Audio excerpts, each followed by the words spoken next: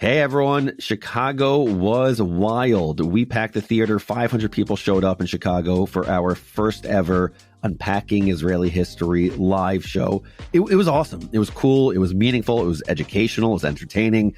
Michael Oren was my special guest and he was great. It was really, really awesome. And so I'm just incredibly excited to announce the next two live shows for 2025. Drum roll, please. We are live in New York City on September 7th. And live in Los Angeles on November 12th. Tickets for the New York show go on sale soon. So if you want to be the first to know when they drop, and trust me, you do, head to unpacked.bio/earlybirdUIH and sign up. That's unpacked.bio/earlybirdUIH.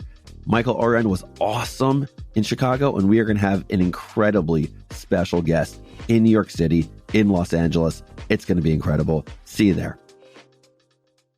Hey, I'm Noam Weissman, and you're listening to Unpacking Israeli History, the podcast that takes a deep dive into some of the most intense, historically fascinating, and often misunderstood events and stories linked to Israeli history. This episode is generously sponsored by Jody and Ari Storch. If you want to send me questions, comments, concerns, compliments, whatever cute animal gifs or gifs, I never know which one it is. Anyway, shoot me a note, be in touch with me, hit me up, Noam at unpacked.media. I love hearing from this community of seekers. That's what we are. That's what this community is. That's what we try to be. Please don't be shy.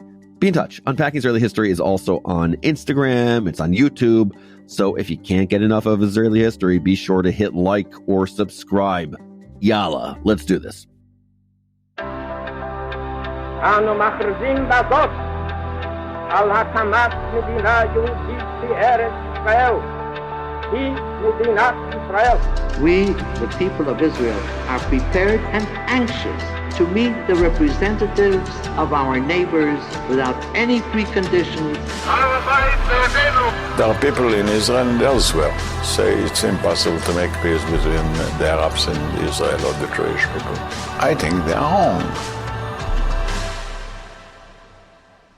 One of my favorite things about being an educator is hearing from my former students. Sometimes they share triumphs like, hey, I just graduated from med school. Or, hey, look, I got married, or just had my first kid, or, hey, I just moved to Israel and I'm impressing/annoying everyone with my intimate knowledge of obscure moments in Israeli history. Okay, that last one is yet to happen, but hope springs eternal, right? Hearing from my former students always reminds me why I got into education in the first place. Even when the stuff they share is, as one of the characters in today's episode would say, le bummer. So roughly 10 million years ago, if we're measuring by how much has changed since then, I was with a former student of mine who shared a dilemma that reminded me why I started hosting this podcast in the first place. This guy had just started his second year of law school when Hamas attacked Israel. So instead of talking about torts and Latin and jurisdiction, that's what you learn about in law school, right? His professor decided that what every 2L actually needed was a rousing debate or 10 on Israel-Palestine. My former student never backed down from a debate, and he is wicked smart. So he's going back and forth with his classmates and professor about the Israeli-Arab and Israeli-Palestinian conflicts, because that's always the best and most pleasant use of everyone's time, when his professor drops the following bomb. Israel is and always has been an imperialist force, this professor declares. I mean, hello? Remember the Sinai campaign of 1956 when Israel teamed up with two major European empires to fight and oppress a much weaker Arab power? And my student was like, actually, no, I don't remember it because Noam never mentioned that on a podcast. And for some reason, I've never heard about this. And I don't really know what you're talking about. I've heard of 1948. I've heard of 1967. I've heard about the Yom Kippur War of 1973. I can say a few things about the First Intifada, maybe a few things about the Second Intifada. To be fair, very few people have heard so much about 1956 and the Sinai campaign. I mean, sure, you've probably heard the words Suez Canal crisis, right? And even if you're not a budding lawyer, you've probably deduced that this crisis took place around the Suez Canal, i.e. in Egypt. So again, pull up a map. Pull up a map. You got this. Okay, you did? You checked it out? You see where it is? Well, little. It's right there. That might be where your knowledge begins and ends. And that's not your fault, because for some reason, this incredibly important and influential war, which shaped the Middle East as we know it, is tragically and criminally underrated. It's the Toy Story 2 of Israeli wars, the forgotten middle child between the much better known wars of 1948 and 1967. It's the war equivalent of Lin-Manuel Miranda's musical In the Heights, which scored 13 Tony nominations in 2008, but was eclipsed by this stunning success of Hamilton a few years later. For the history buffs, it's Israel's version of the Korean War, sandwiched between World War II and Vietnam, and more or less forgotten. It's the War of 1812. Okay, you got it. Okay, insert your version of world-changing but criminally underrated moment here. On the surface, I guess that makes sense. This brief war did not change Israel's borders or shape Israeli society. In fact, for a very long time, one of the major players denied they were ever even involved. We see you, Britain. You're not fooling anyone. And yet, this brief interlude in the fall of 1956 actually laid the foundation for much of modern Israeli history, leading to the much better-known Six-Day War 11 years later, and forging the great geopolitical love affair of our times, the special, the distinct, the unique, okay, I just said synonyms, albeit sometimes stormy, relationship between Israel and the United States. Once we do an episode on the U.S.-Israel relationship, that one will be dedicated to Tucker Carlson. Okay, maybe he'll learn something, I don't know. It's just a really, really good story of Cold War intrigue, collusion, backdoor deals, astonishing military feats, and a wacky cast of characters. That's what the story is. This is the basic rundown. It goes something like this. In 1956, major Western powers were ticked off at Egypt for cozying up to the USSR. Remember, this is the Cold War. Zoom out a bit. It's not just Israel, Egypt. Zoom out. The USSR is basically enemy numero uno, which is number one for those who don't speak Spanish, for the West. The US was too busy / diplomatic to put Egypt in its place, but Britain and France were ticked off enough to reach out to one of Egypt's enemies. Israel, which was, as usual, under existential threat from its much larger southwestern neighbor, was only too happy to have the backing of global superpowers in its fight against Egypt's constant threats. Israel's aims were humble: stop Egypt from messing with us, and it did a pretty good job of achieving those aims.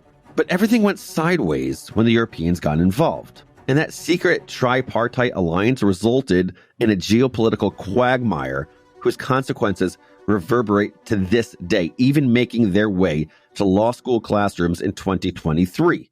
It may be too late for my former student to use this episode to win a debate against his law school professor again. What a great use of everyone's time. I'm sorry it took nearly 2 years for me to get here, but I'm not trying to win a debate here. Sure, debates have their place. You know, I'm sure they're fun. Mehdi Hassan, Ben Shapiro, they do these things. But that's not what I do. That's not what we do. I'm not interested in winning. I'm interested in learning, in reflecting, and listening. I hope this 3-part series helps you do just that. In this first episode, we'll set the scene, unpicking the hellish tangle of alliances, loyalties, and interests at the heart of this story. We'll talk about the rise of Egyptian pan-Arabism, the decline of British and French hegemony in the region, and the constant struggle of a tiny Jewish state in a very hostile neighborhood. We're going to introduce most of our players, from the ruthlessly ambitious Egyptian president Gamal Abdel Nasser to the colorful cast of characters in the Israeli Knesset, the parliament there, to the hapless Hashemites just trying to keep up with the neighbors.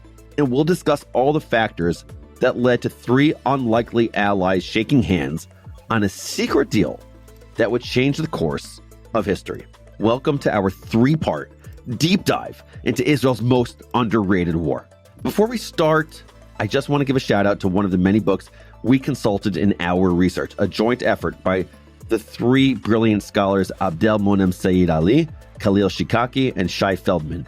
Arabs and Israelis: Conflict and Peacemaking in the Middle East is the book you read when you want a long, thorough, erudite, and diverse set of perspectives on the past 120 years of the Arab-Israeli relationship. Big shout out to that book, though of course we'll also list the rest of our many sources in the show notes. Okay, here we go. Part 1, Powder Keg. Remember March of 2021? Me neither. Except for the 6 days that the world seemed to stop because a ship got stuck in the Suez Canal. Maybe you're remembering now. One giant container vessel wedged sideways in a narrow ditch of water, paralyzing 12% of global trade. That ship was the Ever Given. and it was hilarious according to the internet. If Helen of Troy was the face that launched 1,000 ships, the Ever Given was the ship that launched 1,000 memes. Major supply chains ground to a halt, reminding us how much the Suez Canal still matters. Still matters, but many people had no idea that this wasn't the first time this skinny stretch of water had held the world hostage. And back in 1956, the stakes were much higher than a trapped ship, though admittedly the memes left something to be desired. By 1954, Egypt had seen its fair share of turmoil and spectacular incompetence. But now there was a new sheriff in town. Lieutenant Colonel Gamal Abdel Nasser had grown up under King Farouk, the gluttonous, corrupt, and clueless playboy king, more interested in gambling and gallivanting than, actually leading his country. Farouk's military hated him for many, many reasons. Chief among them, Egypt's performance in the War of 1948. They did not perform well, by the way. Instead of wiping Israel off the map, what's the deal with that term, by the way? It's like, stop using that term. Egypt had retreated with a whimper. The first Arab country to sign an armistice agreement, Nasser, a military man, never forgave Farouk for that humiliation. Along with other dissatisfied soldiers, he formed a secret society of anti-government revolutionaries that called themselves the Free Officers. Their goal was simple: get rid of the king. Farouk offered no real assistance. Within days of the Free Officers' coup, he was on his way to exile in Italy in his royal yacht. Honestly, goals. Shortly thereafter, Egypt abolished its monarchy and officially became a republic, and by 1954, the 36-year-old Nasser was in charge. Nasser's goal? A total transformation for Egypt. Egypt's economy was healthy enough, but Nasser dreamed of turning his country into the regional economic powerhouse, and he did everything he could to pursue that goal. Invest in education, build up the country's industrial capacity, assert state control over resources, and reduce foreign influences as much as possible. This is what we call foreshadowing. Pay attention, we're going to come back to this very, very soon. But Nasser didn't just want to modernize Egypt. He wanted to unify the Arab world under his leadership, of course. Egypt was ancient and glorious, and it was time for the country to take its rightful place as the region's military, cultural, and economic powerhouse, which meant kicking out colonial powers, building infrastructure, and uniting Arab states under a single flag. All Arab countries spoke the same language and shared the same rich history, right? Why shouldn't they unite as one big happy Arab family? Pan-Arabism had found its poster boy. But uniting 22 countries on the basis of language and culture, and often religion, takes a lot more than just idealism and vibes. If he really wanted to build an empire, Nasser needed a common cause.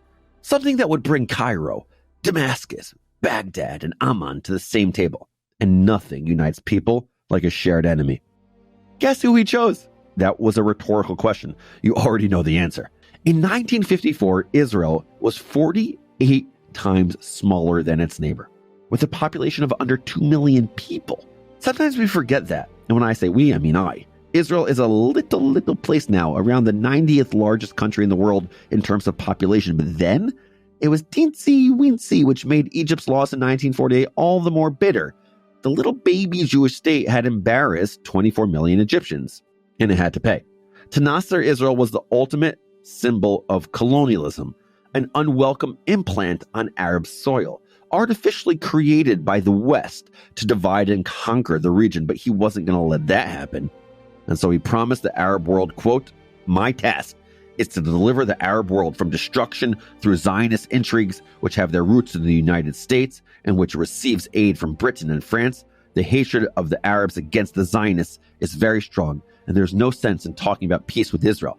There's not even the smallest place for negotiations between the Arabs and Israel." His rhetoric resonated far beyond Egypt. His charisma, so much charisma, by the way, so much, and his defiance electrified Arabs everywhere. Across the Middle East, millions tuned into Radio Cairo to hear Nasser thunder about Arab dignity and the end of imperial servitude. His voice ringing out in coffee shops and bazaars, his poster hanging on walls and street lamps. Nasser and his mustache had the Arab street, and he knew how to weaponize it. While Nasser soared, Israel simmered. The turbulent Arab world has seen 8 violent changes of government in the past 13 years. Out of this bewildering political maelstrom, there has emerged one dominant leader, Gamal Abdel Nasser of Egypt. Nasser claims that Israel, populated now primarily by people of European Jewish origin, is nothing less than a form of Western neo-colonialism. He's particularly resentful of United States support of Israel. The Jewish state was just a few years old, a baby nation founded in trauma, populated by refugees and still haunted by war. The 1948 War of Independence had cost 6,000 lives, or 1% of the population at the time. Victory, which in this case simply meant figuring out a way to survive as a people, came at a steep price. In today's terms, that would be like 267,000 Australians if it happened now. It's a lot. The country was barely out of its austerity period, with a flailing economy, no known natural resources, and no strong allies. It had stretched its resources to the limit, absorbing over 1 million refugees, mostly Holocaust survivors, or Jews from North Africa and the Middle East, known as Mizrahi Jews, where they came from Arab countries and Muslim countries. But most of the time, these immigrants arrived with nothing, starting over in a desert with little more than grit and hope.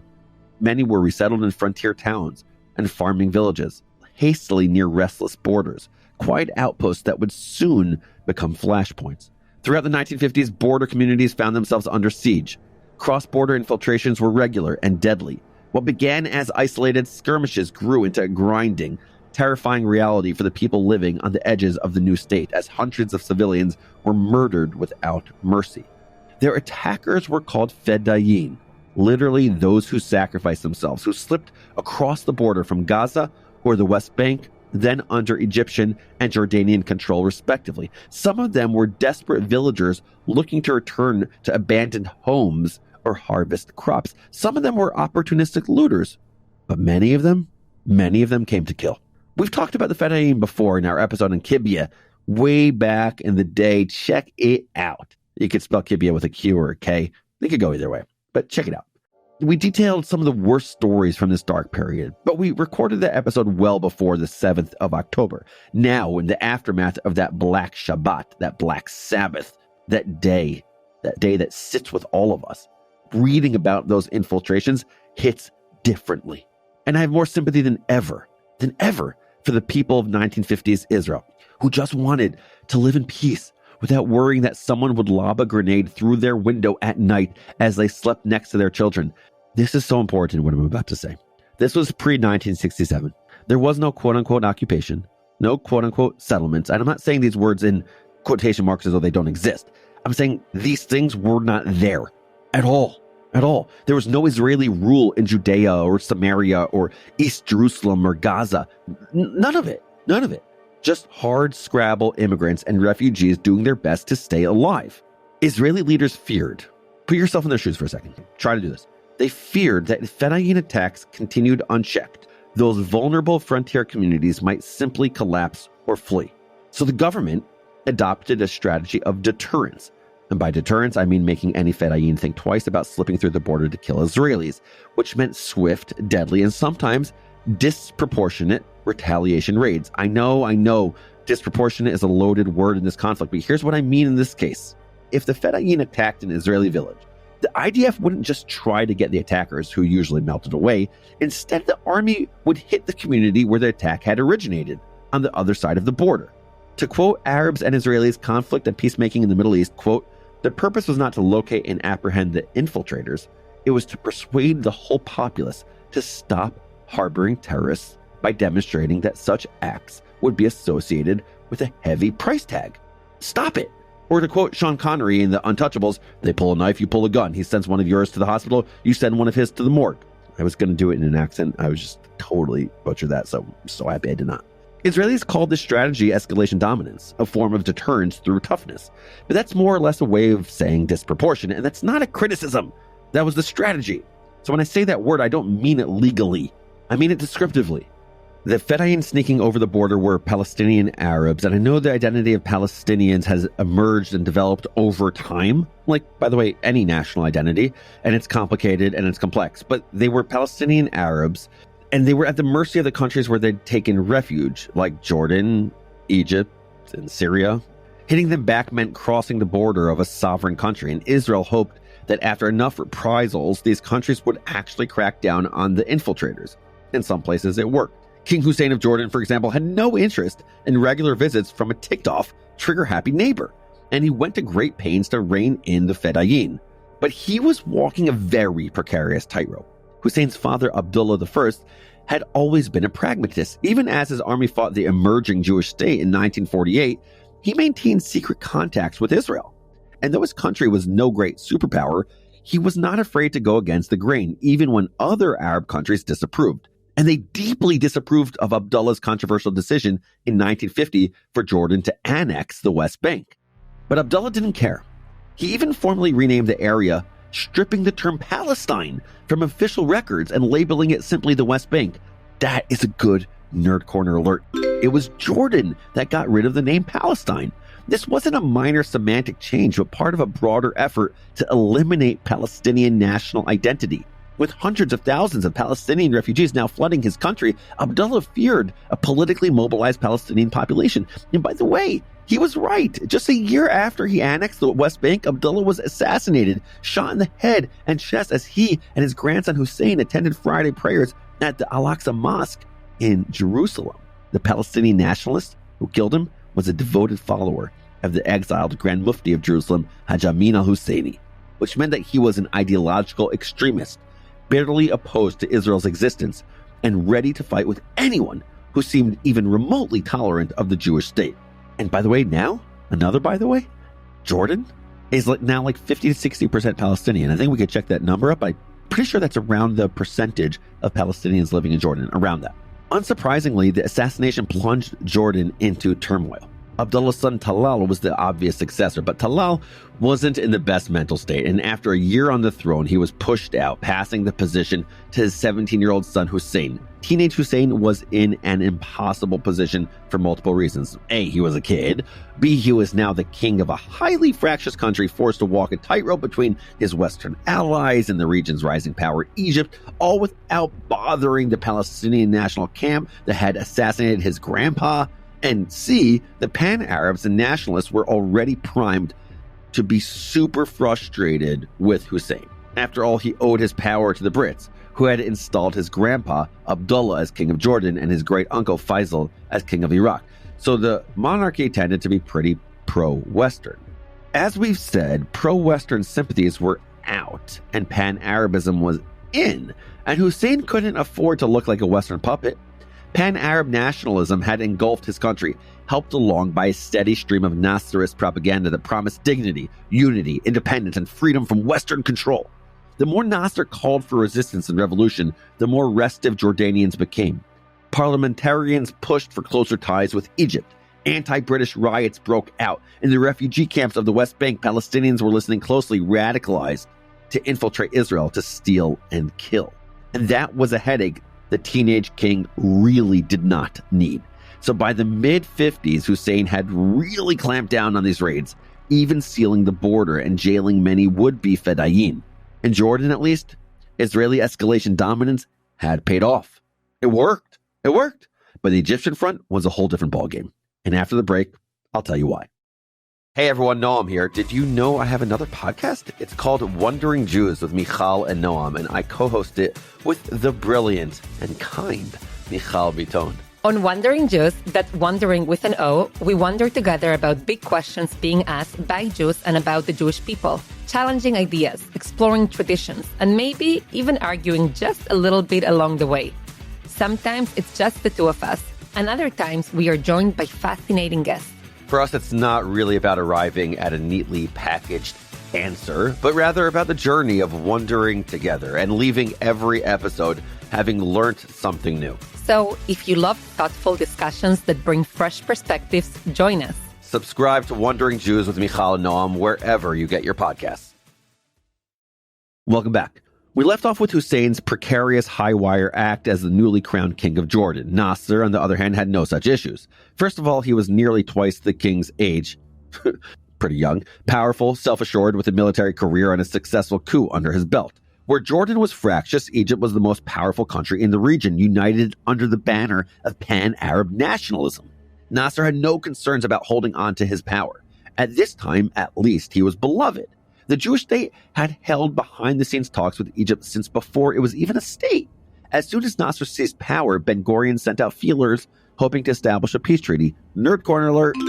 At one point, the Israelis turned to Albert Einstein, yes, that Albert Einstein, in hopes he would act as a mediator between Egypt and the Jewish state. He declined, but he did try a few times to reach Nasser with a message of peace. Nasser rebuffed or ignored most of these attempts, but did eventually agree to hold talks with the Israelis. For 3 years, the two countries maintained a covert relationship, but all that came to an end in 1954, when the Egyptians discovered an Israeli plot to destabilize their relationship to the British. The Israeli agents involved were caught and publicly hanged, destroying any hope of reconciliation. One day, we'll do a whole episode on this infamous Lavon affair because it is wild. It's wild. But for now, suffice it to say that if the relationship between the two countries was complicated before 1954, it was downright frosty afterwards. At first, Egypt tried to stop the fedayeen from sneaking into Israel from Gaza, which was under Egyptian military occupation. The Egyptians even formed a Palestinian border police force supervised by Egyptian officers to patrol the Gaza boundary, which at this point in history is a little like putting a fox in charge of patrolling a henhouse, but points for trying. Maybe? In February of 1955, the Israelis caught 3 Arab infiltrators stealing documents from a government building after they had already murdered a civilian. This was unusual. The fedayeen's MO was more, shoot and run, less steal secret documents for unknown purposes. And this whole operation smelled a lot like espionage. Those suspicions were confirmed when the Israelis discovered that one of those infiltrators was linked to the Egyptian intelligence apparatus. And that was unacceptable. So Israel hit back in an operation known as Black Arrow.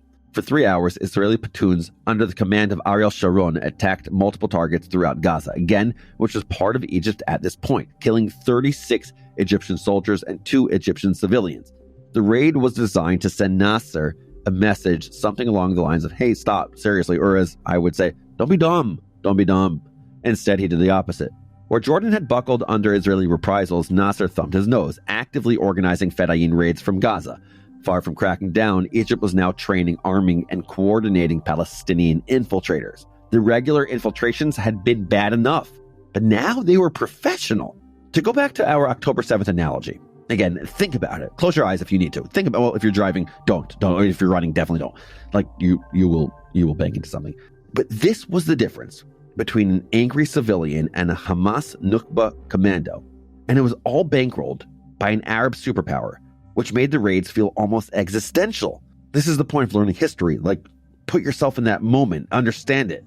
Like, if you're the student in this class, just try to understand this moment. And meanwhile, the Knesset was split on how to respond to Nasser's raids. On one side, let's show these different perspectives here, was the deterrence guys. They were led by Prime Minister Ben-Gurion, Defense Minister Shimon Peres, and the popular and photogenic, intelligenic IDF Chief of Staff Moshe Dayan. They argued that Israel could not afford to appear weak. It was the Jewish state that would set the price of Jewish blood, not the outside world, and that price would be steep. If the enemy hit, Israel would hit back as hard and as much as it needed to until the enemy eventually cried, "Uncle!" It had worked in Jordan, did it not?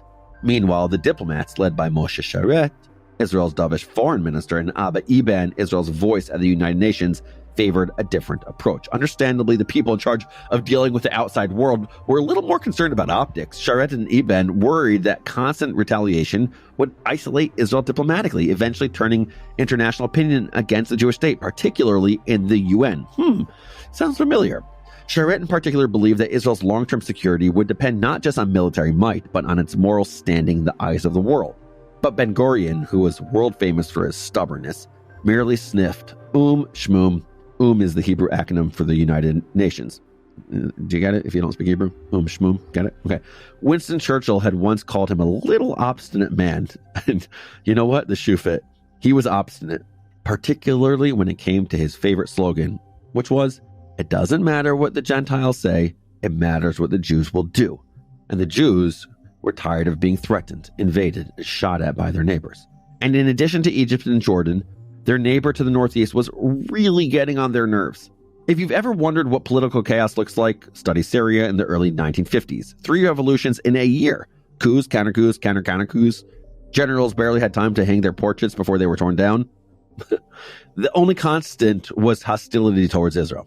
and most of the friction was concentrated in the DMZ, which sounds like a late 90s rapper, but actually it means demilitarized zone, buffer area established by the armistice agreement that had ended the War of 1948. Israel made it through the war with more territory than the UN offered in the 1947 partition plan. In fact, it gained territory on all sides except the Syrian front. And Syria was holding on to land that the UN had promised to the Jewish state. The 1949 armistice forced the Syrians to pull back, leaving behind 3 demilitarized zones that Israel claimed rightfully belonged to the Jewish state.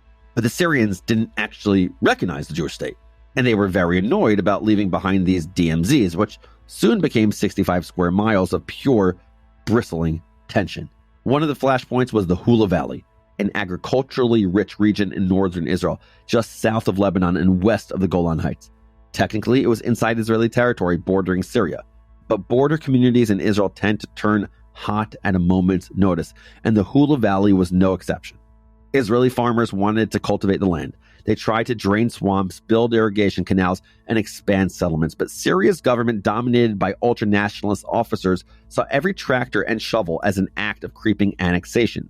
The area quickly became a battleground. Syrian forces began shooting and then shelling Israeli farmers working land within the DMZs.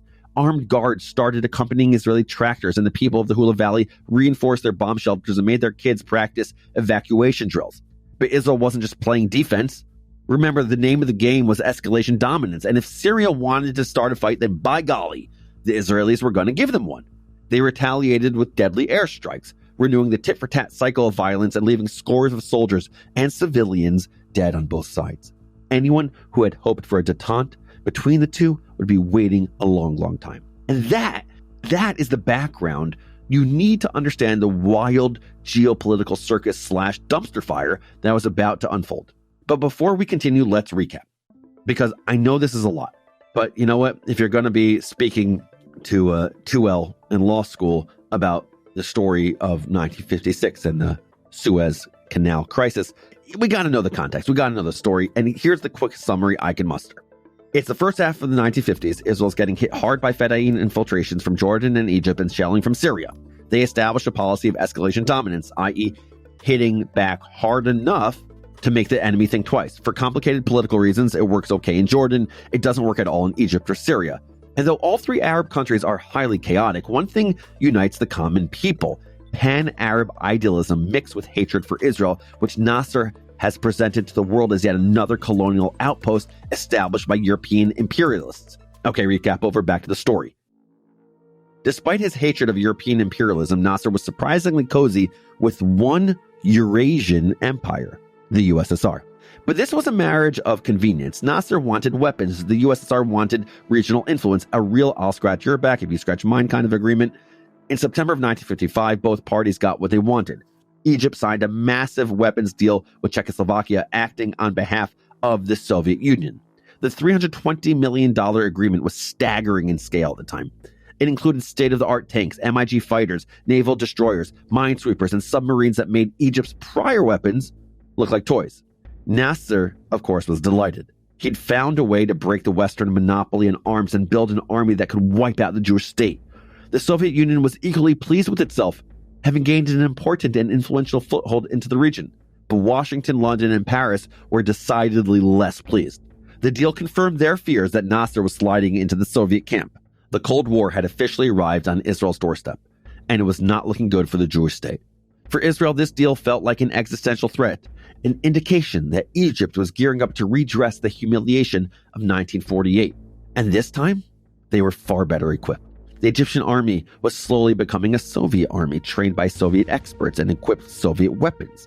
Until this point, Israel's military advantage rested on quality over quantity, better tactics, better training, better use of limited resources. Back in 1948, when they were desperate for weapons, the USSR had stepped in, brokering a deal through Czechoslovakia. But the relationship between the Jewish state and the communist empire had long since soured. And now the Soviets had leveled the technological playing field by flooding Egypt with advanced weapons. If Israel had felt pressured and isolated before, it was desperate now. But Nasser's deal had an unexpected upside. A pair of unlikely allies emerged from the shadows, suddenly united by common interest. And these were no bit players, but empires with serious influence. Since late 1954, France had been bogged down in a nasty war with one of its colonies. The Algerian Liberation Front knew that they had no hope of defeating France on the battlefield, but they could make life in Algeria so hellish for the French that eventually they would just pack up and go back to Europe. And which Arab strongman do you think was funding and arming the Algerian rebels against France? You got it. The same guy funding and arming fedayeen against Israel. Egyptian President Lieutenant Colonel Gamal Abdel Nasser. France's Foreign Minister Christian Pineau, I have no idea if I said that correctly, was crystal clear. Egypt had to be contained. And if that meant France had to step up weapon shipments to Israel, then that's exactly what France would do. Meanwhile, Britain was growing increasingly alarmed by Nasser's rhetoric. If they weren't careful, they would have a powerful anti-Western, pro-Soviet folk hero whipping up the entire Middle East and threatening Western interests. Only the Americans seemed to tiptoe around Nasser. President Eisenhower feared alienating Arab states, especially oil-rich allies like Saudi Arabia. He had no intention of fueling an arms race between Israel and the Arab world. Plus, unlike Britain and France, he still harbored hopes of wooing Nasser back from the cold embrace of the Soviet Union. But Israel had no time for tiptoeing. If Nasser continued unchallenged, the very existence of the Jewish state would be at stake. So they sought out their natural allies, and slowly an unexpected tripartite alliance began to take shape. Israel, France, and Britain had shared interests that they needed to protect. They got their opportunity in July of 1956, but that's a story for next week. Don't miss part 2 of our epic 3-part series on the Suez Canal crisis. Unpacking Israeli History is a production of Unpacked and OpenDor Media brand. Follow us wherever you get your podcasts. If you enjoyed this episode, share it with a friend who you think will appreciate it, and leave us a rating on Apple or Spotify.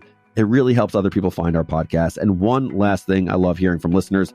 So shoot me a note at noam@unpacked.media to share your thoughts. This episode was produced by Rivki Stern. Our team for this episode includes Simon Apfel, Hona Dodge, Adi Elbaz, and Rob Pera. I'm your host, Noam Weissman. Thanks for listening. See you next week for part 2.